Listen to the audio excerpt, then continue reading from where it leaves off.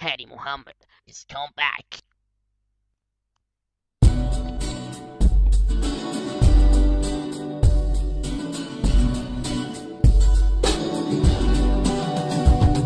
كل عيد يعود عليك وانت دايما احلى مصري، احلى عشه واحلى شقه واحلى بيت واحلى قصر. كل عيد يعود عليك وولادك دايما يحموكي، كل عيد يعود عليك وانت حضنانه بعينيكي. كان ده عيد واحلى عيد اللي قضيته في حواريكي، لما ببعد بقول احلى عيد كان بين ايديكي. يوم الفرحه والامل والضحكه عاملينه بايدينا، يوم ما قالت فرحتك ليله العيد انستينا.